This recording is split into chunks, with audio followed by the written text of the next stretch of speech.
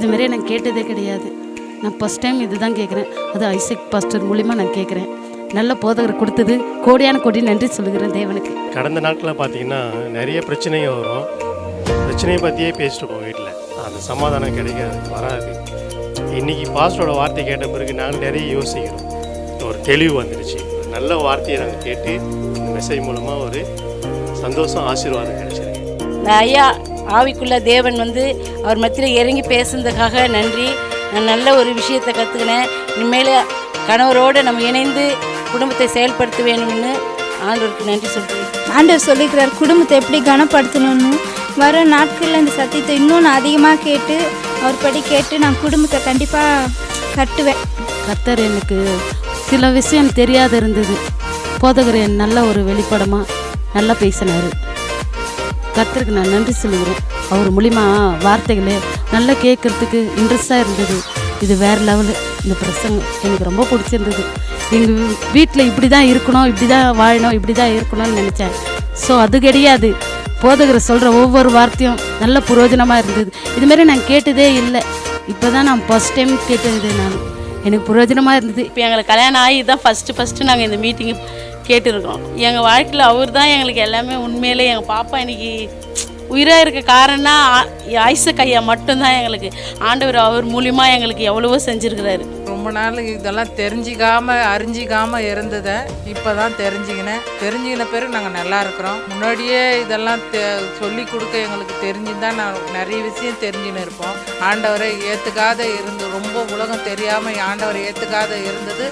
பல விஷயம் ரொம்ப வேஸ்ட் ஆகி போச்சு. அப்பாவை ஏற்றுக்கணும் நல்லா இருக்கிறோம். இங்கே வந்த பிறகு குடும்பத்தை பற்றி தெரிஞ்சுக்கினேன். நான் இதுக்கு முன்னாடியெல்லாம் நான் கேட்டதில்லை. நிஜமாவே எத்தனையோ குடும்பங்கள்லாம் எப்படியோ பிரிஞ்சு போகிறாங்க. இந்த மாதிரி சத்தியத்தை நான் கேட்கல. ஆனால் இன்றைக்கி கேட்டதுனால தான் நான் புரிஞ்சுக்கினேன். எனக்கு கிடைச்ச ஒரு வாய்ப்பு இது. இந்த மாதிரி ஒரு போதகர் கிடைச்சது நான் என்னுடைய வாழ்க்கையில் பெரிய பிளஸ்ஸிங் நான் நினைக்கிறேன். அவருடைய இந்த பிரசங்கமும் சரி சத்தியமும் சரி நிறைய பேர் போனோம்.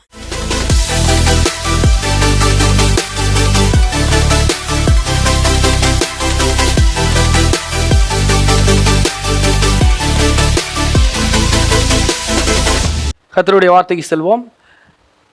பொதுவான ஐஸ்வர்யம், காமன்வெல்த் என்கிற தலைப்பில் நாம் சண்டேகளில் ஞாயிற்றுக்கிழமையில் கர்த்தருடைய வார்த்தையை நாம் பார்த்து கொண்டிருக்கிறோம்.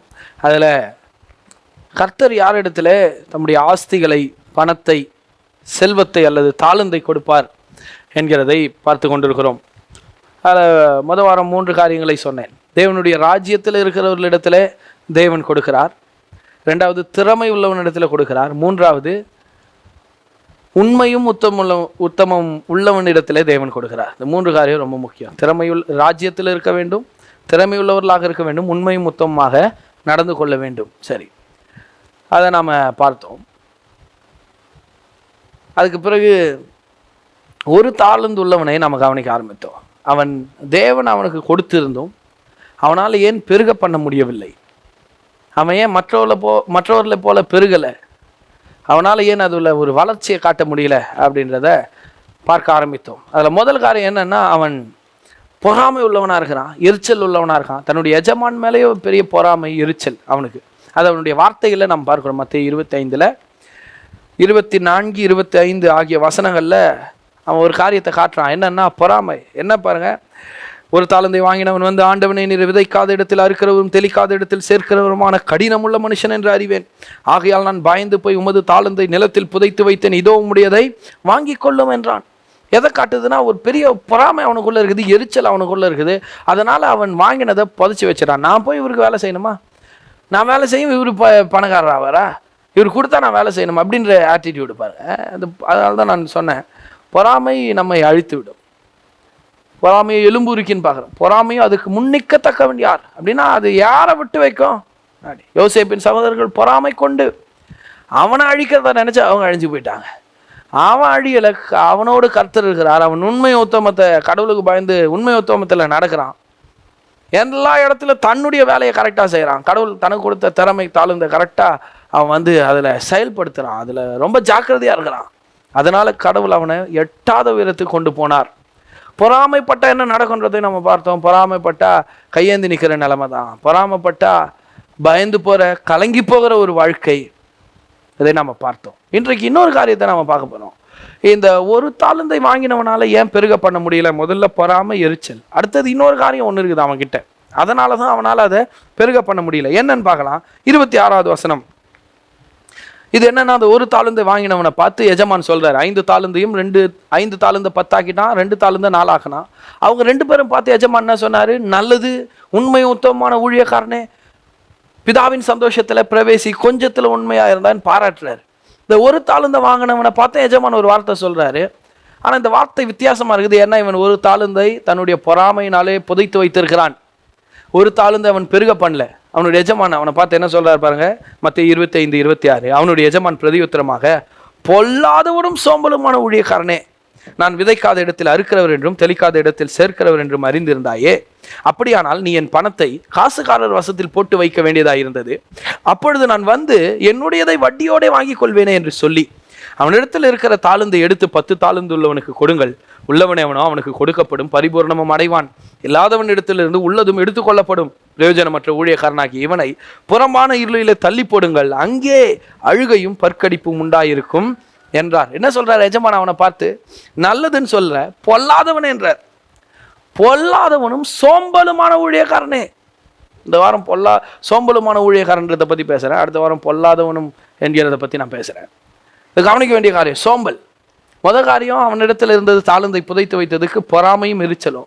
2வது காரியம் சோம்பல். அவனை பார்த்து சொல்றாரு, பொல்லாதவன் சோம்பலுமான ஊழியக்காரனே, நான் யாருன்னு ஏதோ கொஞ்சம் தெரிஞ்சு வச்சுட்டு இருந்தல்ல, அதை வச்சு என் பணத்தை நீ வேலை செய்ய வச்சிருக்கணும் இல்லையா? நீ சும்மா புதைச்சி வச்சது என்ன? எந்த விதத்தில் அது சரியில்லையே, அது கரெக்டான ஒரு காரியமே கிடையாதுன்னு சொல்லி அவன்கிட்ட இருந்த அந்த ஒரு தாளந்தையும் வாங்கி பிடுங்கி உள்ளவன் இடத்துல 5 உள்ளவனுக்கு கொடுக்க சொல்லிட்டார். சொல்லிட்டு சொல்ற, உள்ளவன் எவனும் அவனுக்கு கொடுக்கப்படும், பரிபூர்ணம் அடைவான். இல்லாதவன் இடத்துல உள்ளதும் எடுத்துக்கொள்ளப்படும். எதை பற்றி பேசுறாரு? எதை பற்றி பேசுறாரு? சிலர் என்ன சொல்றாங்க, பணக்காரன் தான் ஏன் பணக்காரன் ஆவான், ஏன்னா அவன்கிட்ட இருக்குது இல்லை, அதனால இருக்கிறவனுக்கு தான் அது கொடுக்கப்படும். உள்ளவன் எவனும் அவனுக்கு கொடுக்கப்படும். ஆண்டவர் சொல்றாரு, உள்ளவன் எவனும் அவனுக்கு கொடுக்கப்படும்னா திறமை உள்ளவன், சுறுசுறுப்புள்ளவன், உண்மையும் உத்தமும் உள்ளவன். அதை தான் சொல்றாரு. அந்த கான்டெக்ஸ்டில் தான் இந்த வசனத்தை நம்ம பார்க்கணும். நம்ம ஒரு அர்த்தத்தை அது கொடுக்கக்கூடாது. வசனம் என்ன சொல்லுது? அவனிடத்துல என்ன இல்லை? உண்மை இல்லை. அவனிடத்துல சுறுசுறுப்பு இல்லை. அவன் சோம்பலாக இருக்கிறான். அவன் பொறாமை உள்ளவனாக இருக்கிறான். ஒரு நல்ல ஒரு இருதயம் அவனுக்குள்ள இல்லை. அதனால சொல்ற, உள்ளவனே அவனும் திறமைக்கு தக்கதாக கொடுத்தாரு இல்லையா? திறமை எந்த விதத்துலையும் அவன் காட்டல பாருங்க. அதனால திறமை இல்லைன்றதை அவன் நிரூபிக்கிறான்.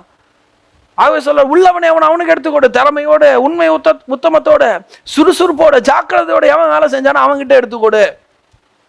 யார் திறமை உள்ளவர்களாக, சுறுசுறுப்போடு, ஜாக்கிரதை உள்ளவர்களாக வேலை செய்கிறார்களோ அவர்களிடத்துல கடவுள் நிறைய நம்பி கொடுப்பார். எதுக்காக நீங்கள் அழைக்கப்பட்டிருக்கீங்க? உங்கள் வேலை என்ன? உங்கள் ப்ரொஃபஷன் என்ன? எதில் ஓடிட்டுருக்கீங்க? அதில் எப்படி ஓடுறீங்க? சுறுசுறுப்பு இருக்கா? உங்கள் தாளந்து திறமைகளில் நீங்கள் வேலை செய்கிறீங்களா? அதில் தீவிரமாக இருக்கீங்களா? நீங்கள் அதை குறிக்கோளாக வச்சு அதுக்கு பின்னாடி நீங்கள் ஓடுறீங்களா? இல்லை அதில் ரொம்ப லேசினஸை காட்டுறீங்களா? சோம்பேறி தனத்தை காண்பிக்கிறீர்களா? இன்றைக்கி கொஞ்சம் இந்த சோம்பேறி தனத்தை கொஞ்சம் பார்ப்போம். ஏன்னா இந்த சோம்பேறின்ற வார்த்தையை நிறைய நம்ம கேட்குறோம். நிறைய பேர் அப்படி இருக்கிறாங்க. வேதம் அதை பற்றி என்ன சொல்லுது? ஏன் அவனை பார்த்து பொல்லாதவனும் சோம்பலுமான ஊழியக்காரன் என்னாரு? ஏன்னா அவன் கொடுக்கப்பட்டதை ஒன்றுமே பண்ணல, எடுத்துன்னு போய் கம்முன்னு புதைச்சிட்டா எதுவும் பண்ண தேவையில்லை. புதைச்சிட்டா எதுவுமே பண்ண தேவையில்லை. அது அவ்வளோதான், அப்படியே மக்க வேண்டியதுதான். பொல்லாதவனும் சோம்பலுமானவன் என்றார். அதனுடைய முடிவு என்ன? அவன் அப்படி இருந்ததின் முடிவு என்ன? பொறாமைப்படுறான், எரிச்சல் அடையலாம், சோம்பேறியா இருக்கிறான், பொல்லாதவனா இருக்கிறான். இதனுடைய முடிவு என்னன்னா, அழுகையும் பற்கடிப்பும் உள்ள இடத்துக்கு அவனை கொண்டு போங்க. பிதாவின் சந்தோஷம் இல்லை. உண்மையும் உத்தமத்துக்கு பிதாவின் சந்தோஷம் பலன், திறமைக்கு பிதாவின் சந்தோஷம் பலன், சுறுசுறுப்புக்கும் ஜாக்கிரதைக்கும் பிதாவின் சந்தோஷம் பலன். ஆனா சோம்பேறித்தனத்துக்கும் உண்மையற்ற தன்மைக்கும் பொறாமைக்கு எரிச்சலுக்கும் அழுகையும் பற்கடிப்பும் தான் பலன். நரகத்தை பற்றி பேசுகிறார் லிட்ரலா. ஆனால் இந்த ஒரு தாளந்து உள்ளவன் இடத்துல இருந்த குணாதிசயங்கள் யார்கிட்ட இருக்கோ அவங்க வாழ்க்கையும் அழுகையும் பற்கடிப்பமாக தான் இருக்கும். இங்கேயே இந்த பூமியிலேயே இங்கேயே அவங்க நரகத்தை அனுபவிப்பாங்க. சில பேர் சொல்கிறாங்க வாழ்க்கை நரகமாக இருக்குது. ஏன்? சோம்பேறித்தனம், பொறாமை, எரிச்சல், ஒரு உதாசீனம், அசட்டை பண்ணுறது. தேவன் இதெல்லாம் எதிர்பார்க்குறாரு பாருங்க. அழுகையும் பற்கடிப்பும், பல்ல கடிச்சிட்டு இருக்குங்க. யார்கிட்ட போய் என்ன சொல்கிறதுன்னே தெரில, ஒரே தினந்தோறும் வீட்டில் பிரச்சனை. ஏன்? தேவையில்லாத குணாதிசயங்கள், ராஜ்யத்துக்கு எதிரான குணாதிசயங்கள். பொல்லாதவன சோம்பலமான ஊழியக்காரன் கடிந்து கொள்கிறார். அவனை சரி, வேதம் இந்த சோம்பேறித்தனத்தை குறித்து, இந்த சோம்பலை குறித்து என்ன சொல்லுது? சாலமோன் மிகப்பெரிய ஞானி இல்லையா, அவர் இதை குறித்து எழுதியிருக்கிறாரு. நிறைய அவர் தான் இதை பற்றி பேசியிருக்கிறாரு. பழைய ஏற்பாட்டிலேருந்து சில வசனங்களையும் புதிய ஏற்பாட்டிலேருந்து 1-2 வசனங்களையும் நான் காட்ட விரும்புகிறேன். நீதிமொழிகள் 6-10 வரைக்கும், சோம்பேறியை நீ எறும்பினிடத்தில் போய் அதன் வழிகளை பார்த்து ஞானத்தை கற்றுக்கொள். அதற்கு பிரபுவும் தலைவனும் அதிகாரியும் இல்லாதிருந்தும் கோடை காலத்தில் தனக்கு ஆகாரத்தை சம்பாதித்து அறுப்பு காலத்தில் தனக்கு தானியத்தை சேர்த்து வைக்கும். பாருங்க என்ன சொல்றாரு, சோம்பேறி பார்த்து சொல்றாரு, சோம்பேறியை எறும்பினிடத்தில் போய் எதை கற்றுக்கொள்?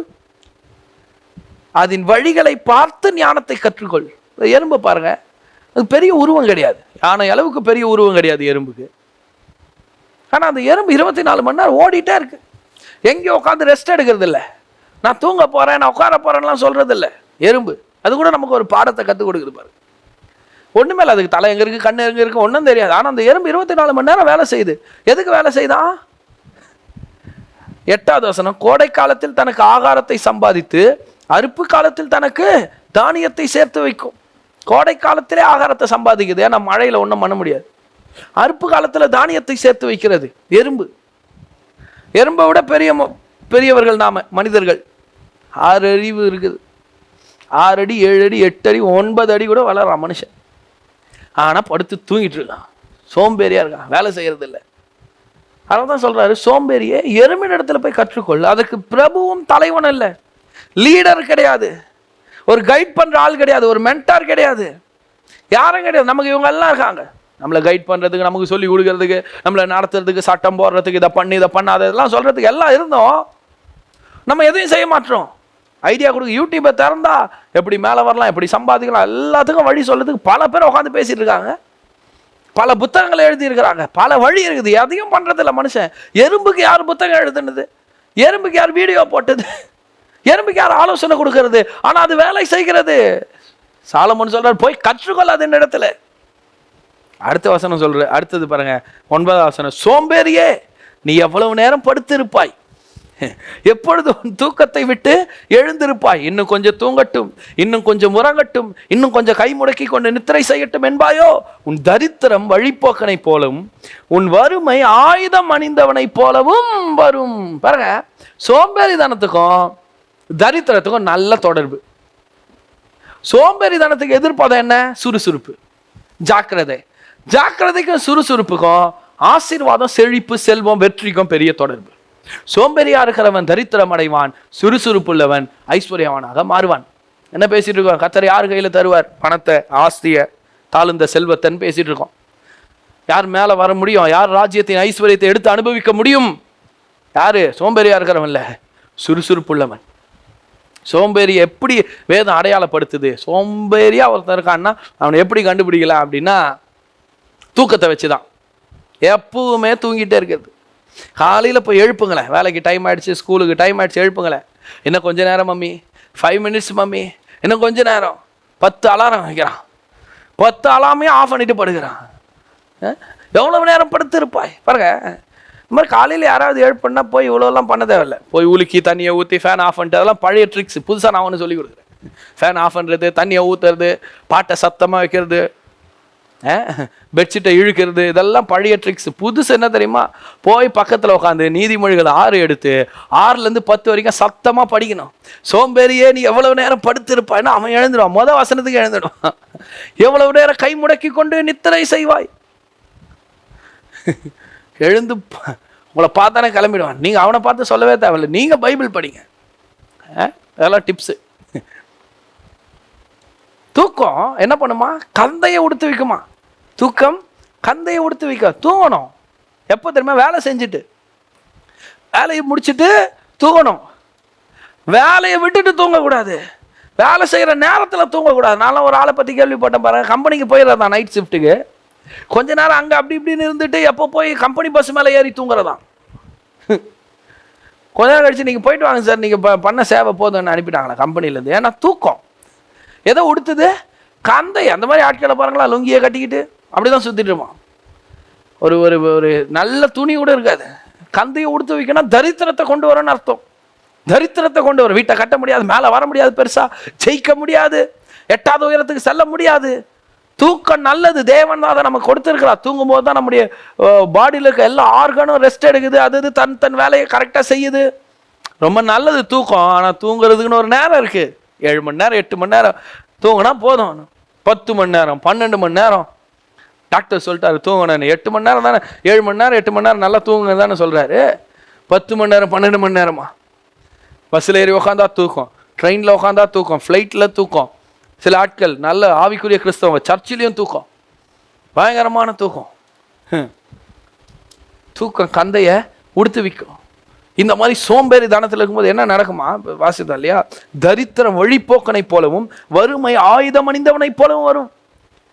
நல்ல கழுத்து நிறைய செயின்லாம் போட்டுக்கிட்டு நல்ல காஸ்ட்லியான மொபைல் ஃபோன்லாம் வச்சுட்டு போகிறீங்க, திடீர்னு ஒருத்தன் குறுக்க மறித்து ஒரு கத்தியை காட்டி எல்லாத்தையும் வாங்கிக்கிட்டு போட்டால் எப்படி இருக்கும்? அபகரிச்சுட்டு போனால் எப்படி இருக்கும்?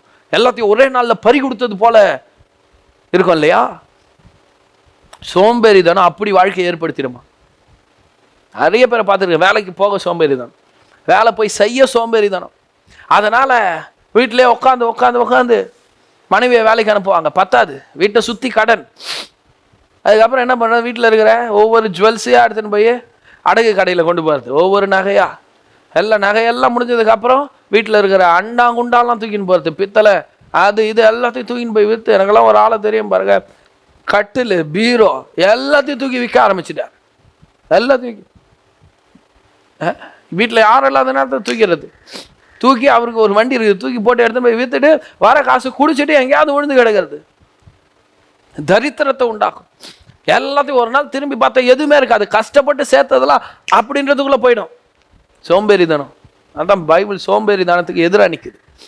எவ்வளோ நேரம் படுத்திருப்பாய், எவ்வளோ நேரம் கை முடக்கி கொண்டு நித்திரை செய்வாய்.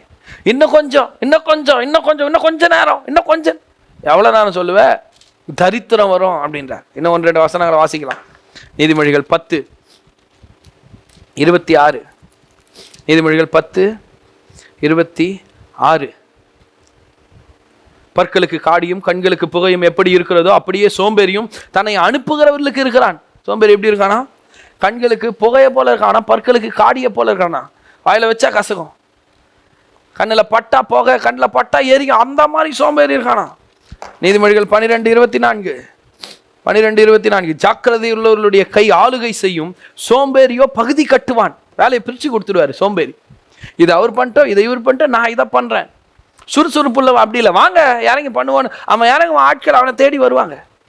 சில ஆட்கள்லாம் பார்த்துருக்கிறேன், ஏதாவது ஒன்று தூக்க சொன்னால் போய் ஒரு முனையை பிடிச்சிட்டு நின்றுட்டே இருப்பார். என்னன்னு கேட்டால் அந்த பக்கம் தூக்கிறதுக்கு ஆள் வரணும், இந்த பக்கம் தூக்கிறதுக்கு ஆள் வரணும். மேலே வரவே முடியாது பாருங்க. ஜாக்கிரதை உள்ளவன் இறங்கிடுவான். அவன் முயற்சி பண்ணுறதை பார்த்து ஆட்கள் வந்து நின்றுடுவாங்க. சோம்பேறி பகுதி கட்டுவான், ஜாக்கிரதையினுடைய கை ஆளுகை செய்யும். உஷாராக இருக்கிற ஆள், சுறுசுறுப்பாக இருக்கிற ஆள், தனக்கு கடவுள் சிலதை கொடுத்துருக்கிறார், தன்னை நம்பி கடவுள் சில காரியங்களை வச்சிருக்கிறார்ன்ற அதில் ரொம்ப சீரியஸாக இருக்கிறான். அவனுடைய கை ஆளுகை செய்யும். அவன் மேலே நிற்பான், அதிகாரியாக நிற்பான். ஆமாம். சோம்பேறித்தனத்தை பேணி பாதுகாத்தா ரொம்ப கஷ்டம். எல்லாத்தையும் இழந்துட்டு ஒன்றும் இல்லாமல் நிற்க வச்சிடும். ஆனால் சுறுசுறுப்புள்ளவர்களாக ஜாக்கிரதை உள்ளவர்களாக வேலை செய்வீங்கன்னா அற்பருக்கு முன்னாடி, நீசருக்கு முன்னாடி நிற்காம ராஜாக்களுக்கு முன்னாடி நீங்கள் நிற்பீர்கள். இன்னொரு வேத பகுதியை வாசிக்கிறேன். அதே 12:27. சோம்பேறி தான் வேட்டையாடி பிடித்ததை சமைப்பதில்லை, ஜாக்கிரதை உள்ளவனுடைய பொருளோ அருமையானது. வேட்டையாடி பிடிச்சுன்னு வந்தது கூட சமைக்க மாட்டானா சோம்பேறி. ஆனால் ஜாக்கிரதை உள்ளவனுடைய பொருள் எப்படி இருக்கான்? அருமையானதா, விலையேற பெற்றதாக இருக்கிறது. நீதிமொழிகள் 13:4. சோம்பேறியுடைய ஆத்துமா விரும்பியும் ஒன்றும் பெறாது, ஜாக்கிரதை உள்ளவருடைய ஆத்துமாவோ புஷ்டியாகும். சோம்பேறியுடைய ஆத்துமா விரும்பியும், ஆமாம் இந்த ஹோட்டல் போனேன்னு எனக்கு ஆசைங்க, சிலருடைய பேச்சு, அந்த மாலுக்கு போனேன்னு எனக்கு ஆசைங்க, இப்படி ஒரு வீடு கட்டினேன்னு எனக்கு ஆசை, இந்த இடத்துல இப்படி ஒரு காரை நிறுத்தணும்னு ஆசை இருக்கும். இறங்கி வேலை செய்யணுமே, கர்த்தர் கொடுத்த திறமையில தாழ்ந்து வெளியே கொண்டு வரணுமே. இதில் எந்த வேலையும் அவங்க செய்யறதில்லை, எதுலையும் அவங்க இறங்கி வேலை பார்க்கறது கிடையாது பாருங்க. ஆசைப்பட்டுனே உட்காந்துருந்தா எல்லாம் நடந்துடுமா? ஒன்றும் நடக்காது. அதனால வசனம் சொல்லுது, சோம்பேறியுடைய ஆத்துமா விரும்பியும் ஒன்றும் பெறாது. விரும்பியும் ஒன்றும் 9 மணிக்கெல்லாம் கம்பெனியில் இருக்கணும்னு நினைக்கிறேன். அப்போ 8 மணிக்கே பஸ்ஸை பிடிக்கணும்ல. 8 மணிக்கு பஸ்ஸை பிடிக்கணும்னா 7 மணிக்காவது எழுந்துக்கணுமே. எழுந்துக்கிறதே 9 மணியாக இருந்தா எப்படி 9 மணிக்கு போய் கம்பெனியில் நிற்க முடியும்? நான் இவ்வளோ மார்க் எடுக்கணும்னு நினைக்கிறேன். அப்போ அவ்வளோ மார்க் எடுக்கணும்னு நினச்சா சென்டம் வாங்கணும், ஸ்கோர் பண்ணணும் அப்படின்னு நினச்சா 5 மணிக்கு எழுந்து உட்காந்து படிக்கணுமே. பாடத்தில் நல்ல கவனம் செலுத்தணுமே. விளையாட்டுக்கு, பொழுதுபோக்குக்கு, கேமுக்கு அடிக்ட் ஆகாமல், அதுக்கு நேரத்தை கொடுக்காம படிப்பில் கவனம் செலுத்தினா தானே மேலே வர முடியும். ஆசை இருந்தால் போதுமா? இவ்வளோ மார்க் எடுக்கணுங்க, இவ்வளோ இந்த இந்த இடத்துக்கு வரணுங்க, இந்த உயரத்துக்கு வரணுங்க, ஆசை இருந்தால் போதுமா? சோம்பேறினுடைய ஆத்துமா விரும்பியும் ஒன்றும் பெறாது. வேலை செய்யணும். 15 நீதிமொழிகள் 15:19 சோம்பேறினுடைய வழி முள்வேலிக்கு சமானம், நீதிமானுடைய வழியோ ராஜபாதை. சோம்பேறினுடைய வழி எப்படி இருக்குது? முள்வேலிக்கு சமானம். சொன்னேன் ஒரு ஆள் போய் பஸ் மேலே தூங்கிடுவாருன்னு. நல்லா தூங்கிட முடியுமா? தூங்க முடியாது. எப்போ வந்து எவன் எழுப்புவான்னு தெரியல. பயத்தோடு தான். ஐயோ கண்டுபிடிச்சிடுவாங்களோ, ஐயோ நம்ம மாட்டிக்குவோமோ, பயத்தோடவே. சோம்பேறினுடைய வழி முள்வேலிக்கு சமானம். இப்போ 10 பேர் வேலை செய்கிறாங்க, ஒருத்த மட்டும் உட்காந்துட்டு இருக்கிறான்னா அவன் நிம்மதியாக உட்கார முடியாது. அப்படியே பார்த்துட்டே இருக்கணும், யார் வரா யாராவது வந்தாங்கன்னா அப்படின்னு. சும்மா ஏதாவது சத்தம் கேட்டால் கூட டக்குன்னு எழுந்து நின்று பயப்படணும்.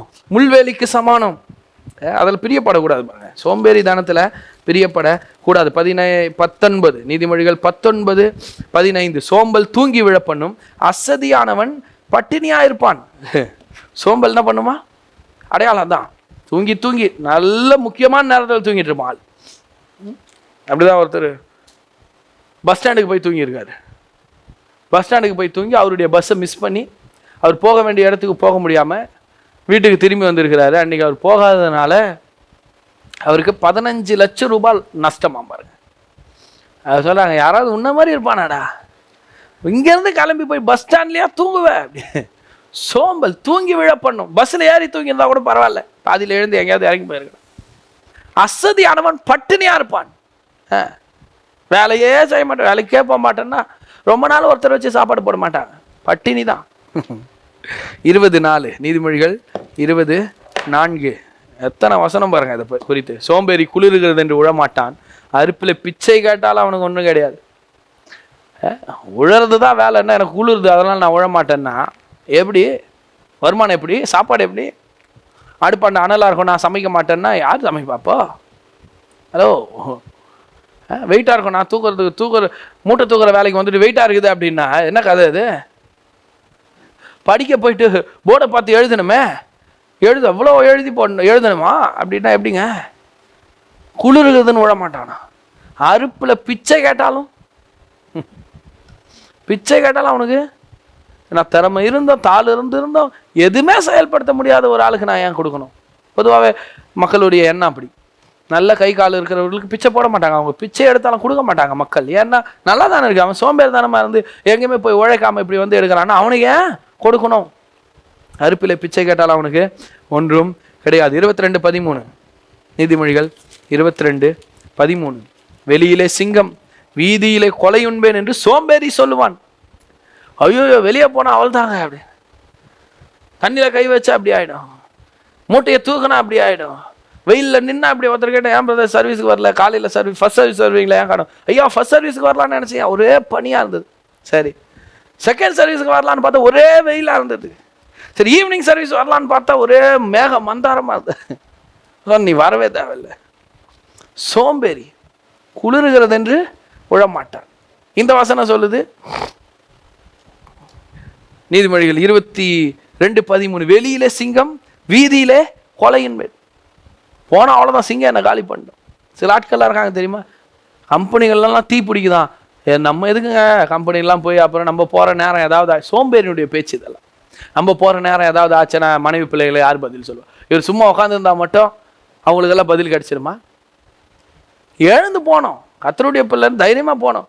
எந்த கம்பெனியில் வேணால் எது வேணால் நடக்கட்டும், நீங்கள் இருக்கிறதுனால நீங்கள் இருக்கிற பகுதி, நீங்கள் இருக்கிற கம்பெனி உன்னிமித்த பாதுகாக்கப்படும், ஆசீர்வதிக்கப்படும். நம்ம சர்ச்சையில் ஒருத்தவங்க வந்து சாட்சி சொன்னாங்க, பெரிய விபத்தாக முடிஞ்சிருக்கணும், நான் உட்காந்துட்டு இருந்தேன், எனக்கு நல்லா தெரியும், நான் இருந்ததுனால கர்த்தர் அந்த வாகனத்தை பாதுகாத்தார். அப்படி கண்டிப்பாக நீங்கள் தேவனுடைய பிள்ளைகள், தேவனுடைய பிள்ளைகளாக நடந்து கொள்ளுங்கள். சோம்பேறித்தனத்துக்கு இடம் கொடுக்கக்கூடாது, சோம்பேறிகளாக காலத்தை கழிக்கக்கூடாது. சரி, இன்னொரு வசனத்துக்கு போவோம். பிரசங்கின் புஸ்தகம் 10:18 பிரசங்கி 10:18 மிகுந்த சோம்பலினால் மேல்மச்சு பழுதாகும், கைகளின் நெகிழ்வினாலே வீடு ஒழுக்காகும். மிகுந்த சோம்பலினால் மேல்மச்சுனா வீட்டினுடைய அந்த கூரையை தாங்குகிற ஒரு தூண் மேல்மச்சு. சோம்பேறித்தனத்தினால அது என்னவாகுமா? பழுதாகுமா. அதுக்கப்புறம் பாருங்க, கைகளின் நெகிழ்வினால் வீடு ஒழுக்காகும். சோம்பேறி தானே, இப்படி சொல்கிறேன் இந்த வசனத்தின் சுருக்கத்தை, சோம்பேறி தானோ வீட்டையே ஒரு அலங்கோலமாக்கிடும், வீட்டினுடைய அஸ்திபாரத்தை ஆட்டம் காண வச்சிடும், வீட்டையே பாதுகாப்பற்ற ஒரு இடமா மாற்றிவிடும். இங்கே வீடுன்னு சொல்கிறது வாழ்க்கையை பற்றி தான் சொல்கிறாரு. கடவுள் நல்ல வேலையை கொடுத்துருக்காருன்னு வச்சுங்களேன், நல்ல வேலையை கொடுத்துருக்கிறார். எனக்கு ஒரு பையனை பற்றி தெரியும் பாருங்கள், நல்ல அருமையான வேலை, ரொம்ப கஷ்டமான வேலைலாம் ஒன்றும் கிடையாது. அந்த வேலை இவனுக்கு ரொம்ப பிடிச்சிருக்குது, அவனுக்கு அந்த வேலை மேலே ரொம்ப சந்தோஷம், எனக்கு நல்ல வேலை அப்படின்னு. ஆனால் இவருக்கு சோம்பேறி தானே எங்கே தெரியுமா? யூனிஃபார்ம் ஃபார்மல்ஸில் போடுறது இவருக்கு சோம்பேறி தானே, யூனிஃபார்ம் போட்டுன்னு போகிறது சோம்பேறி தானே. இந்த மாதிரி நிறைய ஆட்கள் சந்திச்சிருக்கு. சோம்பேறி தானோ யூனிஃபார்ம் போட்டுன்னு போகிறதில்ல, அந்த அழுக்கு ஜீன்ஸை எத்தனை முறைனாலும் போட்டுன்னு போயிடலாம், போட்டு கழட்டவே தேவையில்ல, அப்படியே போகலாம், அப்படியே படுக்கலாம், அப்படியே போகலாம், அப்படியே படுக்கலாம். ஆனால் வேறு ஒரு யூனிஃபார்ம் போடணுன்னா கஷ்டம், அதனால் யூனிஃபார்ம் போட முடியாதுன்னு இவர் போயிருக்கார் பாருங்க. 2-3 முறை வார்னிங் கொடுத்துருக்கான், 3வது முறை நீங்கள் போயிட்டு வாங்கன்ட்டுக்கிறான். யூனிஃபார்ம் போடுறதுக்கு சோம்பேறி தானே பட்டுக்குன்னு, அதை போய் எடுக்கணுமே, அதை போய் தைக்கணுமே, அதை போடணுமே, அதுக்கு சோம்பேறி தானே பட்டு வேலையை இழந்துட்டான். இன்றைக்கி வேலை இல்லாமல் ட்ரௌசரை மாட்டிட்டு சுற்றிட்டு இருக்கான். யோசித்து பாருங்களேன். கடவுள் திறமையை தாழ்ந்த கொடுத்தா வேலை செய்யணும் சார், அதில் இறங்கி வேலை பார்க்கணும், அதில் இறங்கி காரியங்களை நம்ம செய்யணும். புதிய ஏற்பாட்டிலேருந்து 1-2 வசனத்தை நான் உங்களுக்கு காட்ட விரும்புகிறேன். 1 தீமோத்தேயு 5:13 வசனம். அதுவும் அல்லாமல் அவர்கள் சோம்பல் உள்ளவர்களாய் வீடு வீடாய் திரிய பழகுவார்கள். சோம்பல் உள்ளவர்களாய் மாத்திரமல்ல, அலப்புகிறவர்களாயும் வீண் அலுவற்காரிகளாயும் தகாத காரியங்களை பேசுகிறவர்களுமாயும் இருப்பார்கள். சோம்பேறிகளை அடையாளம் கண்டுபிடிக்கிறதுனா எப்படி கண்டுபிடிக்கிறதுனா, தூங்குறது மட்டும் இல்லை, வீணான காரியங்களை பேசிட்டு உட்காந்துட்டு இருப்பாங்க. வீண் அலுவலில் தலையிட்டு மற்ற விஷயத்தை இவன் விஷயமா எடுத்து அதை நாள் முழுக்க பேசிட்டு அதனால் ₹1 பலன் இல்லை, ஆனால் பேசிட்டு உட்காந்துட்டு இருப்பாங்க. இன்னொருத்தரை பற்றி பேசுறதுனால நீங்கள் பேசுகிற ஒவ்வொரு மணி நேரத்துக்கும் ஒரு 5000-10,000 கிரெடிட் ஆகுனா தாராளமாக உட்காந்து பேசலாம். ஆனால் அப்படி நடக்காதே, அப்படி நடக்காத காரியத்தை ஏன் எடுத்து நாம் பேச வேண்டும்? சோம்பல் உள்ளவர்களாக இருக்க கூடாது. சோம்பேறிதான தேவனுக்கு அருவருப்பானது. அது கந்தையை உடுத்து விற்கும், அது நம்மை அழித்திடும், அது நமக்கு வறுமையும் தரித்திரத்தை கொண்டு வரும். கர்த்தருக்கு பிடிக்காத பாவியை கூட கர்த்தர் நேசிச்சிடுவார். சோம்பேறிகளை அவர் நம்ப மாட்டார், எதையும் நம்பி கையில் ஒப்பு கொடுக்க மாட்டார். நான் கூட நம்ப மாட்டேன். நீங்கள் வீட்டில் கூட யாராவது சோம்பேறியாக இருக்கான அவனை நம்புவீங்களா? அவனை நம்பி எதுக்காவது அனுப்புவீங்களா? 10 முறை ஃபோன் பண்ணுவான். அந்த அட்ரஸை ஒரு முறை சொன்ன ஞாபகம் வச்சுக்குவான். சரி அங்கே போய்ட்டு ஃபோன் பண்ணுவான். 10 முறை நம்ம பிஸியாக இருப்போம், 10 முறை ஃபோன் அடிப்போம். போய் வேலையை முடிச்சுட்டு சாயங்காலம் தான் வந்து நீ பண்ணான்னு பார்த்தா இடையில இப்படி ஆயிடுச்சு, அப்படி ஆயிடுச்சு, அவங்கள பார்க்க போனேன், இவங்கள பார்க்க போனேன். சோம்பேறிகள். ஒரு தாளுந்தான் வாங்கணும், அப்படிப்பட்ட சோம்பேறி. கர்த்தரை கொடுத்துருக்கிறாரு, போய் பெருக பண்ணுறது தான் அவனுடைய வேலை. அதை விட்டுட்டு பள்ளம் தோண்டி புதைத்து விட்டான். அதான் சொல்கிறார் தேவன் அவனை பார்த்து, சோம்பலான ஊழியக்காரனே, பொல்லாதவனும் சோம்பலமான ஊழியக்காரனே. அப்போது சோம்பலாக இருக்கக்கூடாதுன்னா எப்படி இருக்கணும்? சொன்ன வாசித்த வசனங்களுக்கு அப்படியே எதிர்ப்பதம். ஜாக்கிரதை உள்ளவனுடைய பொருள் அருமையானது இல்லையா? பார்த்தோம் இல்லையா? ஜாக்கிரதை உள்ளவனுடைய ஆத்துமாவு புஷ்டி ஆகும். ஜாக்கிரதை உள்ளவன் எங்கே நிற்பான்? ராஜாக்களுக்கு முன்னாடி நிற்பான். ஸோ ஜாக்கிரதையாக சுறுசுறுப்பாக வேலை செய்கிறவர்களாக அப்படி இருக்கணும். ஒரே ஒரு உதாரணத்தை நான் காட்ட விரும்புகிறேன். நீதிமொழிகள் 31 குணசாலியான ஸ்திரீயை குறித்து நாம் பார்க்குறோம் இல்லையா? அவள் எப்படி நடந்து கொள்ளுகிறாள் அப்படின்றத மட்டும் பார்க்கலாம். 27 வாசிக்கிறேன். நீதிமொழிகள் 31, இன்னும் கொஞ்சம் மேலேருந்து 12 வாசிக்கிறேன். அவள் உயிரோடு இருக்கிற நாளெல்லாம் அவனுக்கு தீமை அல்ல நன்மையை செய்கிறாள். ஆட்டு மயிரையும் சணலையும் தேடி தன் கைகளினால் உற்சாகத்தோட வேலை செய்கிறாள். குணசாலியான ஸ்திரியை பாருங்க, தன் கைகளினால் உற்சாகத்தோட அவளே தேடுறாளாம். தேடி தன் கைகளினால் உற்சாகத்தோட வேலை செய்கிறாள். 14 அவள் வியாபார கப்பல்களை போல் இருக்கிறாள். தூரத்திலிருந்து தன் ஆகாரத்தை கொண்டு வருகிறாள். இன்னைக்கும் எண்ணூர் ஹார்பர், இந்த மாதிரி ஹார்பர்ஸ் எல்லாம் போய் பாருங்களேன், எத்தனையோ பேர் கப்பல்களுக்காக காத்துட்டு இருக்கிறாங்க. வந்தாதான் பிழைப்பு, வந்தாதான் பிஸ்னஸ். சில கப்பல் வரலன்னா கொஞ்ச நாளுக்கு முன்னாடி சூயிஸ் கால்வாயில் எவர்கிரீன் கப்பல் சிக்கிக்குச்சு. பல கோடிகளை நிறைய பேர் நஷ்டப்பட்டார்கள். பல கோடிகள் நஷ்டம். பங்கு சந்தையே ஜிடிபி இறங்கிடுச்சு பாருங்க. ஏன்னா அவ்வளோ முக்கியம் அதில் இருக்கிற பொருட்கள், கப்பல்லேருந்து வருகிற காரியங்கள். இன்றைக்கி இந்தியாவை கூட இப்போ நம்ம எல்லாம் இந்த நிறைய பொருட்களை China made, Japan made in Japan, made in China இப்படின்னு வெளிநாட்டு பொருட்களை வாங்குறோம் இல்லையா? எங்கேருந்து வருது? எல்லாம் கப்பல்கள் வழியாக தான் வருது வெளிநாடுகள்லேருந்து. வரலன்னா இங்கே கதை கந்தல் தான் கடை வச்சுட்டு இருக்கிறவங்களுக்கெல்லாம். அந்த வியாபார கப்பல்களை யாருக்கு ஒப்பிடுறாரு? குணசாலியான ஸ்திரீக்கு ஒப்பிடுறாரு. குணசாலியான ஸ்திரீ எப்படி இருக்கா? தூரத்திலிருந்து வருகிற வியாபார கப்பலை இப்போ எதிர்பார்த்து, ஐயோ எப்போ வரும் அந்த கப்பல்? வந்தால் போதுங்க. சொல்லுவாங்க, என்ன அப்படியே இருக்கீங்க? கப்பல் வந்துட்டா போதுங்க, வாழ்க்கையா வேற லெவலில் இருக்குங்க, லைஃபே சேஞ்ச் ஆகிடுங்க. குணசாலியான ஸ்திரீ அப்படி இருக்கலாம். தாளுந்துகளை வேலை செய்கிற ஆள், தாளுந்துகளை பிரயோஜனப்படுத்துகிறோம், அப்படிப்பட்டவர்களாக மாற வேண்டும். வியாபார கப்பலை போல இருக்கணும். அநேகருடைய பசி ஆற்றுகிறவர்களாக, அநேக குடும்பங்களை கட்டுகிறவர்களாக, ஏழ்மையை மாற்றுகிறவர்களாக இருக்கணும். நம்ம வீட்டு பெண்கள் எப்படி இருக்காங்க? வியாபார கப்பலாக இருக்காங்களா? வியாபாரம் பண்ண வைக்கிறவங்களா இருக்காங்களா? செலவு பண்ண வைக்கிறவங்களா இருக்க? வியாபார கப்பல்களை போல அநேகர் இருப்பதில்லை. ஆனால் அப்படி ஆகணும். தன் கைகளினாலே உற்சாகத்தோடு வேலை செய்கிறாள். தூரத்திலிருந்து வருகிற வியாபார கப்பலை போல் இருக்கிறாள். தூரத்திலிருந்து ஆகாரத்தை கொண்டு வருகிறாள். இருட்டோடு எழுந்து தன் வீட்டாருக்கு ஆகாரம் கொடுத்து தன் வேலைக்காரிகளுக்கு படி அளக்கிறாள். ஹலோ, எவ்வளோ வேலை பாருங்க. காலையில் எழுந்துக்கிறா, 8, 10, 11 வரைக்கும் தூங்குறது கிடையாது. இருட்டோடு எழுந்து வீட்டாருக்கு ஆகாரம் கொடுத்து தன் வேலைக்காரங்களுக்கு படி அளந்து ஒரு வயலை விசாரித்து அதை வாங்குகிறாள். தன் கைகளின் சம்பாத்தியங்களினால் திராட்சை தோட்டத்தை நாட்டுகிறாள். தன்னை பலத்தால் இடை கட்டி கொண்டு தன் கைகளை பலப்படுத்துகிறாள். புருஷனை நம்பி இல்லைங்க, அவன் யாரையோ சார்ந்தில்ல, தன்னுடைய பலத்தினால ஒரு வயலை போய் விசாரித்து வாங்குறா. தான் சம்பாதிச்சதுல அதுல ஒரு திராட்சை தோட்டத்தை வைக்கிறா, அதனுடைய பலனை எடுக்கிறா. இந்த பக்கம் பார்த்தா கைகளினாலே சணலையும் ஆட்டு மயிரையும் தேடி உற்சாகத்தோடு வேலை செய்கிறா. ஒரு பக்கம் பார்த்தா படி அளக்கிறா. ஒரு பக்கம் வீட்டாருக்கு ஆகாரம் கொடுக்கிறா. ஒரு பக்கம் வயலை விசாரித்து வாங்கி அதில் திராட்சை தோட்டங்களை நாட்டுகிறாள். இன்னொரு பக்கம் இதெல்லாம் செஞ்சுட்டு அவளை பார்த்துக்காமல்ல, அவள் ரொம்ப ஆரோக்கியமாக இருக்கா. பலத்தால் இடைக்க நல்ல ஆகாரங்களை சாப்பிட்றா.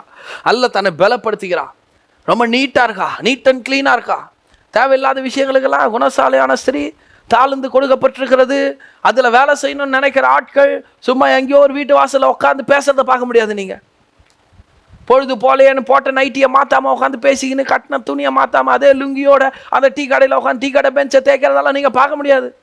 ரொம்ப பிஸியாக இருப்பான், போகிறதும் வரத்துமா இருப்பான். ஆள் சைக்கிளில் நடந்து போனவன் சைக்கிளில் போனவன், பைக்கில் போனவன், காரில் போய் அப்புறம் ஃப்ளைட்டில் போயிட்டு இருப்பான். அந்த அளவுக்கு வளர்ச்சி, உயர்வு. ஏன்னா வேலை செய்கிறான்.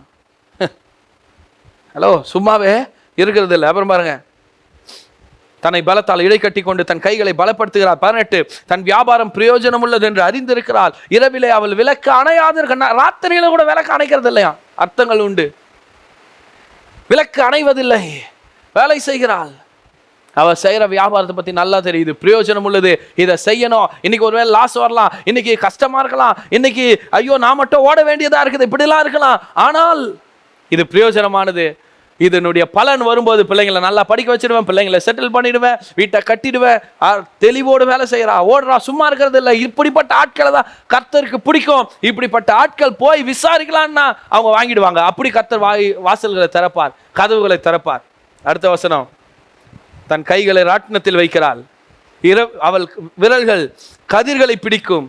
சிறுமையானவர்களுக்கு தன் கைகளை திறந்து ஏழைகளுக்கு தன் கரங்களை நீட்டுகிறாள். தன் வீட்டார் அனைவருக்கு இரட்டுப்புரை உடுப்பி இருக்கிறதினால் தன் வீட்டாரின் நிமித்த குளிருக்கு பயப்படாள். ரத்தன கம்பளங்களை தனக்கு உண்டு பண்ணுகிறாள். மெல்லிய புடவையும் ரத்தாம்பரமும் அவள் உடுப்பு.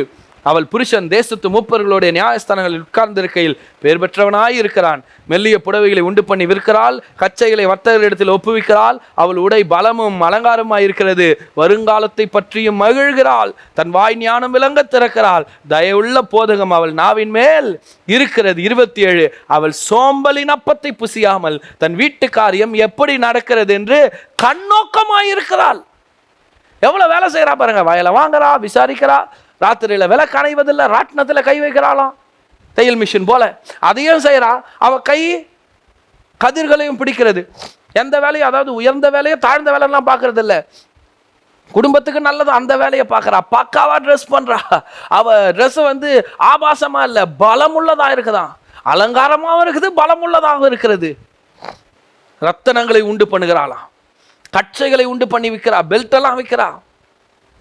என்ன மாதிரி எவ்வளோ வேலை செய்கிறா பாருங்க. அவன் கணவன் தேசத்து 4 பெரியவங்க கூட உட்காரும்போது கம்பீரமாக உட்காரான். ஏன்னா அவன் மனைவி அந்த அளவுக்கு காரியங்களை செஞ்சு வச்சிருக்கிறான். இதில் ரொம்ப முக்கியமான வசனம் என்னன்னா 25, வருங்காலத்தை பற்றி மகிழ்கிறாள். ஏன்னா இவ்வளோ வேலை செய்கிறா, தன்னுடைய எதிர்காலத்துக்கு வேண்டியவைகளை அவன் செயல்படுத்தி, இத்தனை திறமைகளை கடவுள் அவளுக்குள்ள என்ன பண்ணிருக்கார், கொடுத்து வைத்திருக்கிறார். எல்லா திறமைகளும் அவளுக்குள்ள தேவன் கொடுத்து வைத்திருக்கிறார். வயலை விசாரித்து வாங்குற திறமை மட்டும் இல்லை, திராட்சை தோட்டத்தை நட்டு பயிராக்குற திறமை, ராட்டினத்தில் கை வைக்கிற திறமை, கதிர்களை அறுக்கிற திறமை, வியாபாரம் செய்கிற திறமை. இது 5 தாளந்து இல்லை, இது 50 தாளந்தா இருக்குன்னு நினைக்கிறேன். நான் நிறைய கொடுத்து வச்சிருக்கிறார். நான் நினைக்கிறேன் ஒன்று கொடுத்துருக்கிறாரு, இந்த அம்மா பெருக பண்ணியிருக்கிறாங்க. இவங்க இதில் தீவிரமாக வேலை செய்ய கடவுள் கொடுத்துட்டு, அவர் கை பாருங்க, பெரிய கை. அவர் போதன்னு சொல்றவர் கிடையாது, கொடுத்து கொண்டே இருக்கிறவர். இப்போவே நீங்கள் பெருகி இருக்கிறீங்க, இஸ்ரவேல் ஜனங்களுக்கு சொல்றார், இப்போவே பெருகி இருக்கீங்க, ஆனால் இப்போ இருக்கிறத விட 1000 மடங்கு பெருக பண்ணுவேன்றார். அதான் அவர் அப்படிதான் 1000 மடங்கு பெருகினாலும் அப்பவும் சொல்வார், இப்போவே பெருகி இருக்கிறீங்க, இப்போ இருக்கிறத விட 1000 மடங்குன்னுவார். இப்போ 100 பேர் சர்ச்சில் இருக்காங்கன்னா போதன்னு கத்த சொல்ல மாட்டார், இப்போ இருக்கிறத விட 1000 மடங்கு பெருக பண்ணுவேன்னுவார். 1000 பேர் வந்ததுக்கு அப்புறம் சொல்லுவார், இப்போ இருக்கிறத விட 1000 மடங்கு பெருக பண்ணுவேன். அதான் கர்த்தர். உனக்கு 5 கொடுத்தாலும் போதனா 10 ஆகிட்டல, இன்னொரு 5 தரேன், இன்னொரு 10 தரேன், இன்னொரு 50 தரேன். வருங்காலத்தை பற்றி மகிழ்கிறாள். இதில் ஒரு வார்த்தை ரொம்ப முக்கியம், அவள் சோம்பலின் அப்பத்தை புசிக்கிறதில்லை. சோம்பேறி தானமா மாமியார் சாப்பாடு செஞ்சு வைப்பாங்க, நம்ம சாப்பிட்டு அப்படியே படுத்துட்டு இருக்கலாம். மருமக சாப்பாடு செஞ்சு வைப்பா, சாப்பிட்ற நேரத்துக்கு மட்டும் எழுந்து போய் சாப்பிட்டு வரலாம். இங்கேருந்து அங்கே நடந்து போனால் அவங்க சாப்பாடு கொடுத்துருவாங்க, அப்படியே 2வது வீட்டுக்கு போனால் அவங்க ஒரு குழம்பு கொடுத்துருவாங்க. அப்படி இல்லை, ஒரு பாட்டி தெரியும் பாருங்க, தட்டு மட்டும்தான் அவங்க வீட்டுது. தட்டு எடுத்துன்னு கிளம்பிச்சேன்னா 2 வீடு தள்ளி அங்கே ஒரு வீட்டாண்ட சாப்பாடு வாங்கிப்பாங்க, ஒயிட் ரைஸ். அப்படி இன்னும் 2 வீட்டாண்ட வந்தால் நடியம்மா எப்படி இருக்கிற அப்படின்னு பேசிட்டு அவங்க வீட்டில் குழம்பு வாங்கிக்கிறது. அதை சாப்பிட்னே அப்படியே வரத்து வந்து சைட் டிஷ் வேணும் இல்லையா, அதுக்கு யார் வீட்டையாவது போயிட்டு வச்சுக்கிறா குழம்பு, ஒரு உப்பெல்லாம் ஒன்றும் இல்லை, இறங்கவே மாட்டேது. நல்ல பசின்னு சொன்னோன்னே அவங்க சரி இந்த அந்த அப்பளத்தை சாப்பிட்டுன்னு அவங்க ஏதாவது சைட் டிஷ்ஷை கொடுத்தோடனே எல்லாம் சாப்பிட்டுட்டு அங்கேயே தண்ணியை வாங்கி கழுவிட்டு அங்கே உட்காந்து 4 பேரை பற்றி குறை சொல்லிட்டு இப்படியே போகிறது. சோம்பலின் அப்பம் எப்படி அந்த சரீரத்துக்கு ஏற்றுக்கொள்ளுதுன்னு தெரியல பாருங்க. அவங்களுக்கெல்லாம் பிள்ளைங்க இருக்கிறாங்க, அவங்கெல்லாம் கூப்பிட்டு சாப்பாடு கொடுக்க மாட்டாங்களா? இதான் சோம்பேறிதானமாக இருந்தால் பிள்ளைங்களையும் சரியாக வளர்க்க முடியாது பாருங்க, பெற்றவங்களையும் அவங்க பார்க்க முடியாது. ஏன்னா பிள்ளைகளே பார்க்கறதுக்கு யாராவது வேணுமே, அந்த மாதிரி பாருங்க நிறைய பேர். சோம்பலி அப்பத்தை இவ புசிக்கிறது இல்லை, தன் வீட்டுக்காரன் எப்படி இருக்குதுன்னு கண்ணோக்கமாக இருக்கிறாள், அதில் ரொம்ப கவனமாக இருக்கா, அதில் ரொம்ப குறியாக இருக்கா. பிரியமானவர்களே, நான் உங்களுக்கு சொல்கிறேன், ஒரு சின்ன ஒரு காரியத்தை ஒரு தாழ்ந்த கர்த்தர் நம்மக்கிட்ட கொடுப்பாருன்னா அதை சோம்பேறிதனமாக பள்ளம் தோண்டி புதைச்சிட்டு அது மேலே ஏறி உட்காந்துட்டு இல்லாமல் அதில் வேலை செஞ்சு அதை பெருக பண்ணி சுறுசுறுப்போட ஜாக்கிரதையோட தீவிரமாக வேலை செஞ்சு அதை பெருக பண்ணி தேவனுடைய நாமத்துக்கு மகிமையை கொண்டு வரது மட்டும் இல்லை, நம்முடைய எதிர்காலத்தையும் வளமானதாக நம்ம மாற்றிக்கொள்ளணும். ஒரு ஊறுகாய் போடுற ஒரு திறமை உங்களுக்குள்ள கர்த்தர் கொடுத்துருப்பாருன்னா அதில் இறங்கி தீவிரமாக வேலை செஞ்சு ஒரு ஊறுகாய் ஃபேக்டரியை வச்சிடணும். அப்படிதான் கர்த்தர் எதிர்பார்க்குறார். நல்ல ஊசி நூல் கோப்பங்க, உங்களை நல்ல ஊசி நூல் கோக்கிற ஒரு திறமையை அல்லது ஒரு கிழிஞ்ச துணிக்கு தையல் அடிக்கிறதுக்கு ஒரு திறமையை கர்த்தர் உள்ளே வச்சிருப்பாருன்னா எப்போ பார்த்தாலும் கிழிஞ்ச துணிக்கெல்லாம் தையல் அடிக்கின்றதுக்காக இல்லை, அதுக்கெல்லாம் அந்த டெய்லர் மிஷினு, அதுக்கெல்லாம் அந்த தையல் திறமை, ஒரு டெக்டைல்ஸை உண்டாக்கணுன்றது தான். ஹலோ, அங்கே போயிடணும், அந்த லெவலுக்கு ஓடிடணும், அதுக்கு வேலை செய்யணும், அதை முன்னாடி வச்சு வேலை செய்யணும். அதை விட்டு நம்ம இங்கே உட்காந்து 4 நாள் டக்குன்னு ஊசியில் நூலை கோத்துடுவேன் தெரியுமா, நான் கரெக்டாக போட்டுடுவேனாக்கா, அப்படி பேசிட்டு உட்காந்துட்டு இருக்கக்கூடாது. ஊசியில் நூலை கோக்கணும், கிழிஞ்ச துணிகளை அடிக்கணும், ஆனால் ஃபோக்கஸ் எதில் இருக்கணும்னா டெக்டைல்ஸில் இருக்கணும். ஆமாம், ஒரு பாடுற திறமையை கொடுத்தா போதும், உலகத்தையே நல்ல நல்ல பாட்டுகளால் நிரப்பிடணும், கொண்டு வரணும், உள்ளே வச்சிருக்கிறார், அதை வளர்க்கணும், அதுக்காக உழைக்கணும், அதுக்காக வேலை செய்யணும். பாருங்க, கெண்டகி ஃப்ரைட் சிக்கன் KFC அதனுடைய உரிமையாளர், அவருக்கு திடீர்னு தோணி இருக்குது அப்படி ஒரு சிக்கனை போடணுன்னு. ஏறத்தாழ 1000 முறை அவர் முயற்சி செய்தாராம் பாருங்க, 1000 முறை முயற்சி செய்தான். ஆச்சரியமா இருக்குது, 1000 முறை போய் செஞ்சு பக்கத்து வீட்டில் இருக்கிறவங்களுக்கு நண்பர்களுக்கு கூப்பிட்டு கொடுப்பாராம், சாப்பிட்டு பாருங்க எப்படி இருக்குன்னு. குறைகளை சொல்லுவாங்க, சில பேர் நிறைகளை சொல்லுவாங்க, எல்லாத்தையும் எடுத்துக்கிறது, குறைகளை அதிகமாக எடுத்துக்கிறது, கரெக்ட் பண்ணிக்கிறது. பல கம்பெனி ஏறி இறங்கி, பல ஹோட்டல்ஸ் ஏறி இறங்கி இதை ட்ரை பண்ணி பாருங்க, இதை வைங்க சொன்னாங்களா, இதெல்லாம் யார் வாங்குவா, இனிப்பா கொடுத்தா யாராவது வாங்குவாங்களான்னு. இன்னைக்கு KFC இல்லாத நாடே கிடையாது, எல்லா நாட்டிலையும் இருக்குது. எல்லா இடத்துல இருக்குது. அது சாப்பிடாத ஆளே கிடையாது. கேஎஃப்சினா தெரியாத ஆளே கிடையாது. வேலை செய்யணும், ஹேவ் டு ஒர்க். சும்மா இருக்கக்கூடாது. இந்த ஐடியா இருக்குது, எனக்கு அந்த ஐடியா இருக்குது. படுத்துட்டு ஐடியாக்களை யோசிக்கிறவன் அல்ல ராஜ்யத்தின் புத்திரன்.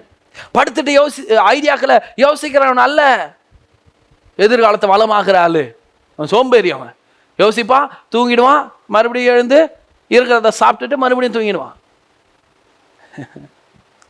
திட்டம் வந்த உடனே எழுந்து வேலை செய்கிறவன் 5 தாளந்தை கொடுத்த உடனே போய் வியாபாரம் பண்ணி, அதை தான் கர்த்தர் எதிர்பார்க்கிறாரு.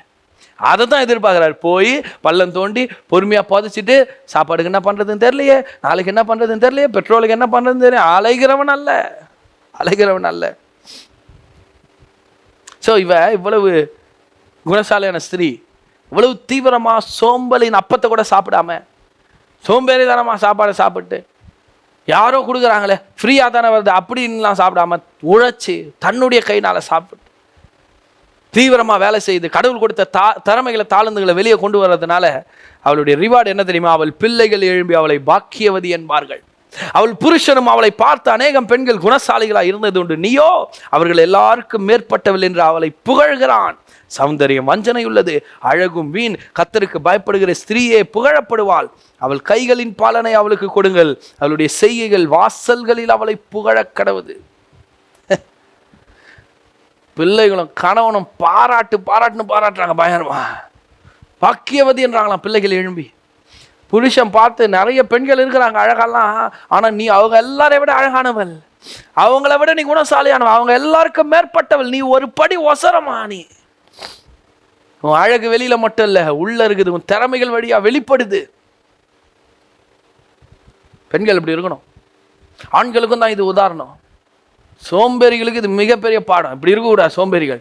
குணசாலியான ஸ்திரீ எப்படி வேலை, ஒரு பெண்ணாக இருந்து இவ்வளோ வேலை செய்வான்னா ஒரு ஆணாக இருந்து எவ்வளோ வேலை செய்யணும்னு யோசித்து பார்க்கணும். ஒரு பெண்ணை இவ்வளோ வேலை செய்வாள்னா, இவ்வளோ தூரத்துக்கு அவளுடைய திறமைகளை விரிவாக்கி காரியங்களை செய்வான்னா, ஒரு ஆண் எப்படி இருக்கணும், ஒரு குடும்ப தலைவன் எப்படி இருக்கணும், ஒரு துடிப்புள்ள வாலிப புள்ள எப்படி இருக்கணும். அல்லேலூயா. பெண்கள் பேசுறது அவங்களுடைய பலன் நினைக்கிறாங்க. அவங்க பேச ஆரம்பித்தாங்கன்னா கணவனையும் ஆஃப் பண்ணிடுவாங்க. யாரையுமே சண்டைகள் கூட பாருங்களேன், ஆண்களுக்கு சண்டை நடந்தால் பெருசாக இருக்காது, பெண்கள் 2 பேர் சண்டை போட்டால் ஊரே கூடி நிற்கும். அவ்வளவு சத்தம் இருக்கும், அவ்வளவு சத்தமாக இருக்கும். நான் பேசி எல்லாத்தையும் முடிச்சிடும், நான் பேசுகிறேன் பாரு அப்படின்னு. உங்களுக்கு தெரியுமா, அவங்க பேசி கணவனை ஆஃப் பண்ணிடுவாங்க. ஆனால் அவங்க வாயை மூடிட்டாங்கன்னா உலகத்தையும் அவங்க ஜெயிச்சிடுவாங்க. பேசினா கணவனை மட்டும்தான் ஜெயிக்க முடியும், கணவன் வீட்டாரை மட்டும்தான் ஜெயிக்க முடியும், 1-2 பேர் வேலை செய்கிற இடத்துல இருக்கிறவங்கள மட்டும்தான் ஜெயிக்க முடியும். ஆனால் வாயை மூடினா உலகத்தையே ஜெயிக்கலாம், எல்லா பிரச்சனைகளை தாண்டி வரலாம். டாப்பாக இருக்கிற அநேக பெண்களை பாருங்களேன், அதிகம் பேசவே மாட்டாங்க. தேவையானதுக்கு மட்டும்தான் வார்த்தை, தேவையானதுக்கு மட்டும்தான் பதில். சோம்பல் தேவன் கொடுத்த தாளந்துகளை அழிச்சிடும், காலி பண்ணிடும். சோம்பலாக இருக்கக்கூடாது. யோவான் 5:17 இயேசு சொல்கிறாரு, நானும் பிதாவும் கிரியை செய்கிறோம். நானும் பிதாவும் கிரியை செய்கிறோம். யோவான் 9:4 பகற்காலம் இருக்கும் வரைக்கும் நான் கிரியை செய்வேன், என்னை அனுப்பினவருடைய கிரியைகளை செய்வேன். இயேசு வேலை செய்தார். சோம்பேறித்தனமாக இயேசு இல்லை. வேத பகுதியில் வாசிக்கிறோம், தூங்குறாரு, அதிகாலையில் எழுந்து போய் வனாந்தரமான இடத்துக்கு போய் ஜெபிக்கிறாரு. சீஷர்கள் எங்கடா இயேசுவை காணோன்னு தேடி வந்து பார்த்தா ஜெபம் பண்ணிட்டு இருக்கிறாரு. உங்களை தேடி நிறைய பேர் வந்துருக்காங்க உங்கள் வார்த்தையை கேட்கறதுக்கு. இயேசு சொல்கிறார், அவங்களுக்கு நிறைய பிரசங்கம் பண்ணியாச்சு, இப்போ வேறு கிராமத்துக்கு போவோம் வாங்கன்னு கிளம்பி காலையிலேயே சாப்பிட்டாரா அதெல்லாம் ஒன்றுமே இல்லை, காலையிலே கிளம்பி போக ஆரம்பிச்சிட்டாங்க ஊழியத்துக்கு. பகல் முழுக்க சுகமாக்குறதும் சுவிசேஷத்தை பிரசங்கம் பண்ணுறதும் இப்படியே செஞ்சுட்டு ராத்திரி எல்லாம் ஜெபிக்கிறாரு. சோம்பேறித்தனமாகவே இல்லை.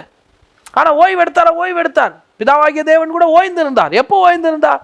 7ஆம் நாளில் ஓய்ந்திருந்தார். அப்போ 6 நாள் என்ன பண்ணார்? வேலை செய்தார். சில பேர் வேலையே செய்யறதில்லை. ஆண்டவர் ஓய்ந்திருந்தால் நானும் ஓய்ந்துக்கிறேன். ஐயோ, ஆண்டவர் வேலை செஞ்சுட்டு ஓய்ந்திருந்தார். வேலை செய்கிறவனுக்கு தான் ஓய்வு. வேலை செய்யாமல் ஓய்வு எடுக்கிறோம், அது ஓய்வு இல்லை, அதுதான் சோம்பேறித்தனம். அதுதான் திறமைகளே தாழ்ந்து அழிக்கிற ஒரு ஆயுதம், அழிவின் ஆயுதம், அழிக்கிற ஆயுதம். தேவன் அதை வெறுக்கிறார், தேவன் அதை எதிர்க்கிறார். ஆகவே இன்னைக்கு நான் உங்களுக்கு சொல்கிறேன், கடவுள் திறமையை தாழ்ந்து கொடுத்துருந்தாங்கன்னா வேலை செய்யுங்க, அதை மேலே கொண்டு வர பாருங்க. அதில் வேலை செய்யுங்க தீவிரமாய். அதை பெருக பண்ண பாருங்க. அதை புதைத்து விடாதீர்கள். உங்கள் சோம்பேறித்தனத்தினால அதை புதைத்து விட்டு எனக்கு எந்த லாபமும் கிடைக்கல, எனக்கு எந்த பயனும் கிடைக்கல, என்ன பண்ணாதீங்க, வந்துட்டு இருக்காதீங்க. ஒரு வசனம் எனக்கு ரொம்ப பிடிக்கும். லூக்கா 13:31 சொல்லுவாங்க, கொலை செய்யும்படி ஏறுவது வகை தேடுகிறான். இயேசு சொல்வார், இன்றும் நாளையும் நாளை மறுநாளும் நான் நடமாட வேண்டும், போய் அந்த நரிக்கு சொல்லுங்கன்றார்.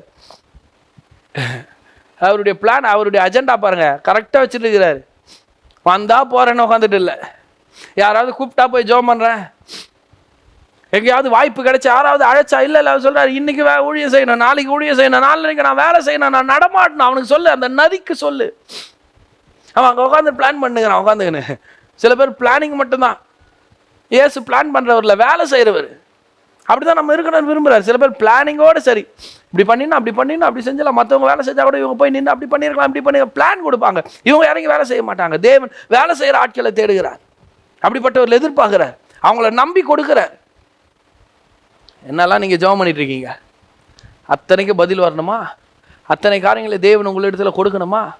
நான் சொல்லுகிறேன், சோம்பல் உள்ளவர்களாக இருக்காதீங்க, சோம்பேறித்தனத்துக்கு இடம் கொடுக்காதீங்க, அசதி உள்ளவர்களாக இராதீர்கள், தூக்கத்துக்கு இடம் கொடுக்காதீங்க, ஜாக்கிரதை உள்ளவர்களா, சுறுசுறுப்பு உள்ளவர்களா, தன் வேலைகளை தீவிரத்தை காட்டி கர்த்தர் கொடுத்த திறமையை தாளந்துலையும் வேலை செய்யுங்க. ஞானத்தை கொடுங்க ஆண்டவரேன்னு கேளுங்க, திறமைகளை வளர்த்து கொள்ளுங்கள். நீங்கள் இறங்கி வேலை செஞ்சால் வாசல்கள் உங்களுக்காக திறக்கப்படும், வழிகள் உங்களுக்காக திறக்கப்படும். உதவி செய்கிற மனிதர்கள் உங்களை தேடி வருவார்கள். உராய்ஞ்சுகிற பட்சி கிழக்கிலிருந்து வரும், ஆலோசனை நிறைவேற்றுகிற மனுஷன் தேசத்திலிருந்து வருவான். உங்கள் கைகள் மாபெரும் காரியங்களை சாதிக்கிறதாய் மாறிவிடும். தேவன் சோம்பேறிகளை என்ன பண்றாரு? விரும்புகிறதில்லை. தேவன் சுறுசுறுப்புள்ளவனையும் ஜாக்கிரதை உள்ளவனையும் எதிர்பார்க்கிறார். அவனிடத்தில் தம்முடைய வல்லமையை காட்ட விரும்புகிறாரு. அவனுக்கு கொடுக்கப்பட்ட தாளுந்து அவன் பெருகப்படுற வேலையில் இறங்கினான்னா அவனை நம்பி நிறைய கொடுக்க அவர் விரும்புகிறார். அப்படி இருப்போம். தூக்கங்களுக்கும் சோம்பேறித்தனங்களுக்கும் பாய் சொல்வோம், அவைகளை ஒழிப்போம். வாழ்க்கையை விட்டு எழுந்திருந்து கர்த்தருடைய நாமத்தினாலே காரியங்களை செய்வோம். நீ எழுந்து போனா அவனுக்கு வெற்றியை தருவன்றார். எழுந்து போனான், வெற்றியை கொடுக்குறாரு கிதியோனுக்கு. நமக்கு அப்படிதான், நம்ம எழுந்து போனால் வெற்றியை நமக்கு தருவார், ஜெயத்தை தருவார். உட்காந்துட்டு இருந்தால் உட்காந்துட்டே தான் இருக்கணும், முடங்கி இருந்தால் முடங்கி தான் இருக்கணும். தூசியை உதறிவிட்டு எழுந்திருந்தார். கிறிஸ்து உன்னை பிரகாசிக்க செய்வார். நான் சொல்லுகிறேன், எழுந்திருங்கள். போதும் சோம்பேறித்தனமாக இருந்தது, என்னால் முடியாது, நடக்காது, ஆகாதுன்னு ஏதோ ஒரு சப்ப கட்டிட்டு இருந்தது. போதும், எழுந்திருங்கள். உங்களை பிரகாசிப்பிக்கிற தேவன் உங்களுக்குள்ள இருக்கிறார். திறமைகளை தாழ்ந்து உங்களுக்குள்ள வைத்திருக்கிறார். கர்த்தருடைய நாமத்தினாலே புறப்பட்டு போங்கள். வெற்றியும் ஜெயமும் உங்களுடையதாகும். கர்த்தர் உங்களை ஆசீர்வதிப்பார். ஆமென்.